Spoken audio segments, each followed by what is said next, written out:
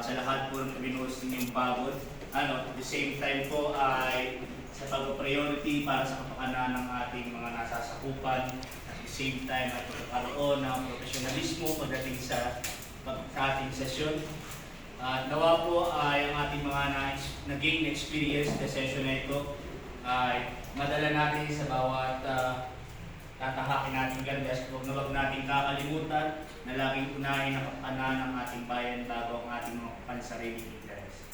Dahil po sa pag-aatal po ito, nais ko po manawagan na I move this session to be adjourned.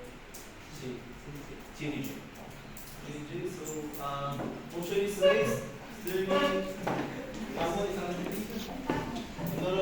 Sampalala. Has been seconded. Is there any objection? The chair hears none. Motion is approved.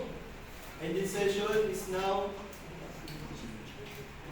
adjourned, CDJ. And now the simulation class for the school year 2023-2024 is now complete and adjourned.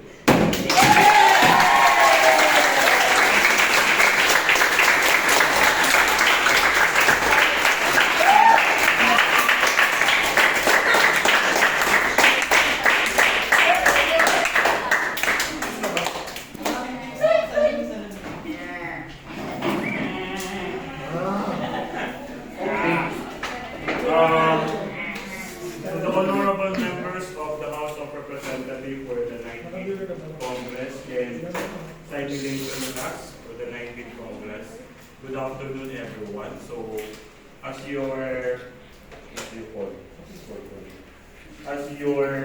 resource person for the simulation class, I would like to extend my gratitude first and foremost to everyone who have done their job for this simulation class.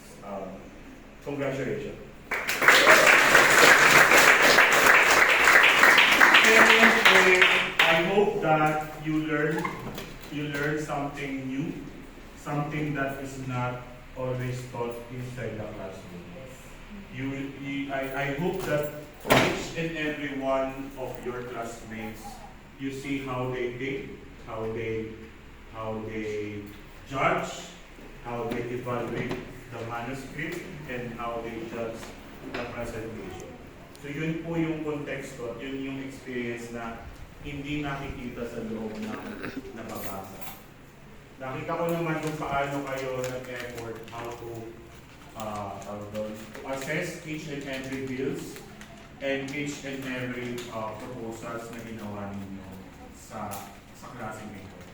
At nagpapasalamat ako kasi hindi siya ganun ako nahirapan at hindi rin ako. At lagi ako natutuwa because my students are empowered and you are showing that you are thinking critically. What does it think critically? Narinig ko kanina si Mr. Morines, Honorable Morines, that this simulation class is not just about the experiential learning. Na sana yung konteksto ay makita ninyo kasi isa sa mga vision namin, ako personally as a faculty member, kasi wala pa ako masyadong nakikita forester na nagiging legislator. Lagi na lang executive position. Wala pa ako nakita, except Forester Dabla ng Pagbilaw, who became a 9 years or 3-termer municipal councilor of Pagbilaw. Sa Subic ay 1 term tapos natalo, Forester yun. So, wala pa ako nakita at nabasa Forester na naging congressman at senator, tama, or lawyer, at mga artista. So baka ito yung time of you become the new breeds of Forester who will be bench over going to the policy side of our society. Baka ito yung training na gusto ni Lester, ni Charles, ni Juan, diba? Or ni Bill, at hindi maging senro, kundi maging sa policy making. So, yung ating mga SK chairman, Sana ay matutunan si Renz na mas magamit yung proseso doon sa inyong tunay na trabaho bilang SK Chairman or SK Kagawad. So doon ako nagpapasalamat dahil pinakita ninyo na kahit ang dami-daming ginagawa, you are enjoying.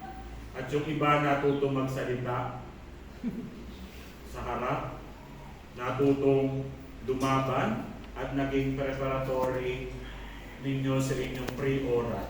Diba? Nakita ninyo kung paano kayo ginisan ng estudyante nyo, ay sa lahat ng anggulo, ginigisa kayo. Pagdating nyo sa pre-oral, nakasulat na, binaligtad lang ang tanong, di na kayo makasagot. Diba? Sa pre-oral. So yun po yung, at mas matindi pang pagdadaanan po ninyo ngayong darating na taon kasi mas exciting na yung fourth year. Paano pagsasabay-sabayin ang data gathering, ang 17 units with laboratory, except yung isang tao dito, I don't know kung kailan ito ba. The third year, magpo-fourth year, baka ubutan ito ng ugat. So tatanggalin na lang yung ugat. So yun po yung sana makita ninyo. At ako yung papasalamat dahil sa strategy ginawa ni Keno dahil pinagpalipat-lipat at para ma-experience po ninyo yung nangyayari talaga sa totoong buhay na dapat maranasan po ninyo na hindi dapat maging manghiyain ng lagi. Right? Hindi dapat lagi tayo nakatayo din. Hinigisa ka na nakakikita pa rin.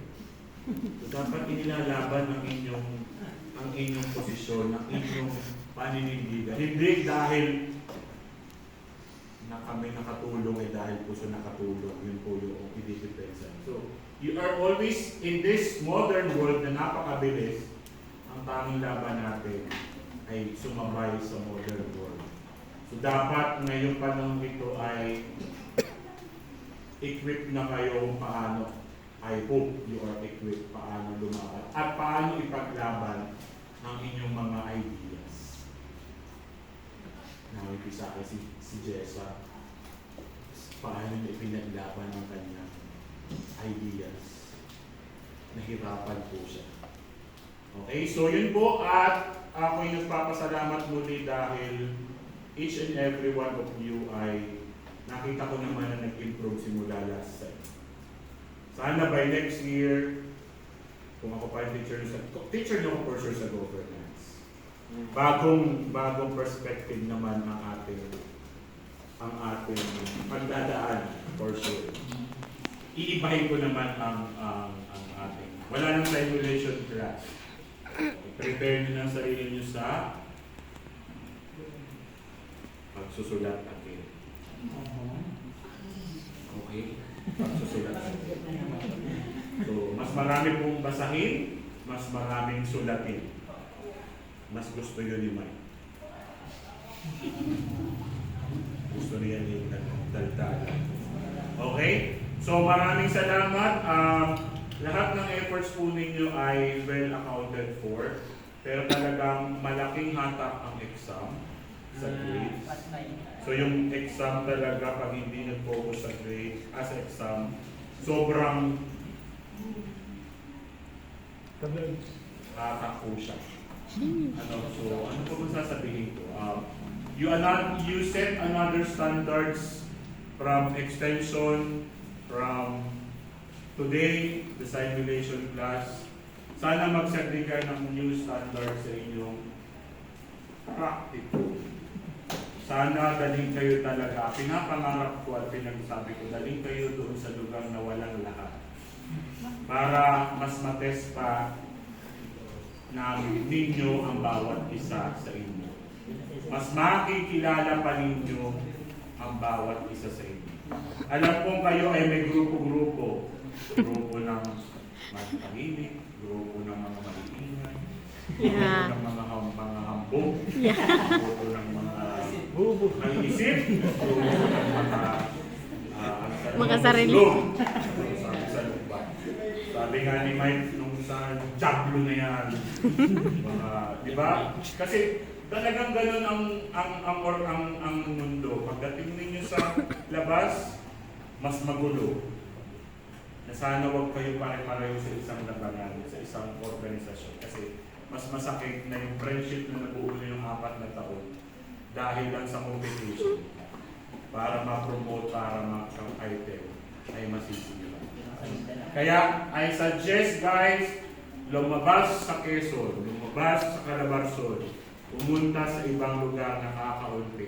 Para pag nag-reunion kayo, nasaan ka na? Nasaan kayo? Buslugan. Ano ka na? 5 na anak, 10 taon para ako-graduate. Kasi, di ba? Hindi. Mas Hindi masarap na pinapula. yung kwentuhan na bihira kayo magkita, pero pag nag-meet kayo ang sarili-sarili nun, masarap magkwentuhan. Diba? So yun yung sana makita ko po sa inyo. So, sa lahat, thank you very much. Later ay mag-check pa ba tayo? Ako na lang. Kaya na lang, sir. Uuwi na kayo. Tama. Alam ko naman kayo ay pagod na. Nagreklamo kanina mga lumangigaw kayo sa watershed, sa silviculture. So ako na lang ang mag-check. So mamaya isa-send ko yung pagka nagka-internet yung midterm ng law. Hindi ko pa po tapos yung midterm ng Res 1 dahil binabasa ko pa isa-isa para naman objective. Na-turn it in ko na mayroong 5 tao na beyond 15 ang turn it in result. Doon sa similarity index. So yun. 5 tao. So, didesisyonan ko pa kung ano yun. And then, so yung usapan natin, 21, and then ng bound. So, distribute the work para hindi sa inyo ang bulk ng work. Secretariat. Hindi na ba pwede po move yun? 27 tayo, papunta kami Katanawan, and then ng grade ay 25. Sir, 21? Ano naman kayong gagawin mo? Pero umuwi pa kami sa bayan nun. Huwag na kayong umuwi.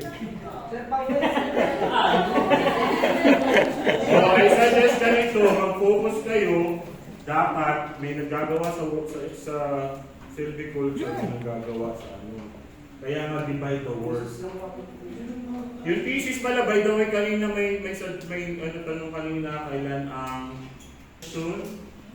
So huwag masyadong magpuyat, huwag masyadong magkape para hindi Yan. mamatay agad.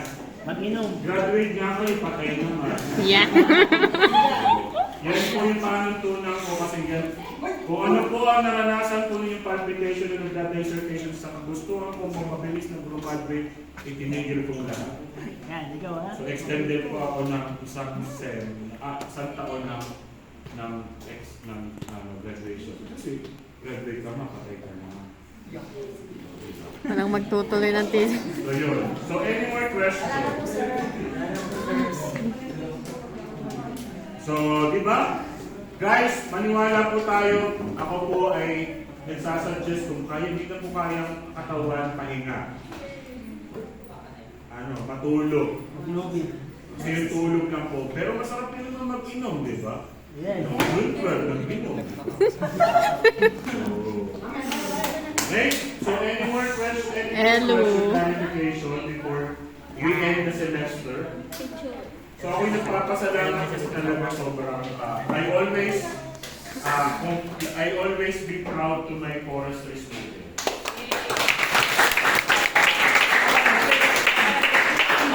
So, tayo po ay wala nang question. Can we have a photo of ng ating officer tapos yung nakaupo yung officer tapos huwag sa labas, dapat yung dito sa loob.